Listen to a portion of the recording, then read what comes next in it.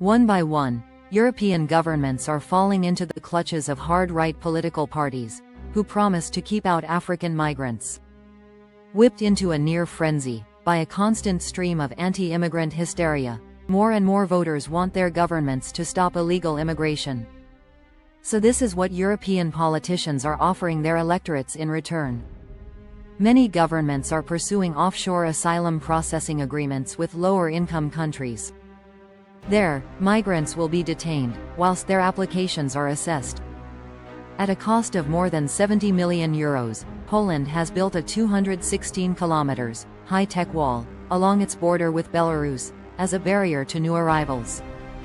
The Dutch government may reduce its resettlement commitments and wants stricter controls within the Schengen area. The British Labour government, mindful of the white riots across the country during its first summer in power, could revive a controversial digital identification system to verify individuals' rights to work, reside and access services in the UK. Next June, the European Union will introduce a new pact on migration and asylum. This will accelerate asylum procedures and quicken the pace of deportations. More money will be spent on strengthening external borders, hiring more surveillance personnel, and deploying military-grade drones for frontier patrol. These measures challenge the European elite's preference for neoliberal economics, which sustains growth and competitiveness through a regular supply of cheap migrant labor. What is even more remarkable is that migrant numbers could be reduced without turning the Mediterranean into a floating cemetery, or allowing the appalling human rights violations of Africans across the Maghreb.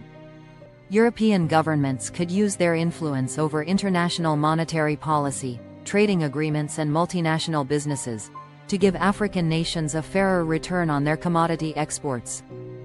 Preventing Africa's corrupt politicians and oligarchs from accessing the European banking system, real estate markets and financial services would not only be an act of good faith, but would send shockwaves across the continent and do much to encourage democratic accountability.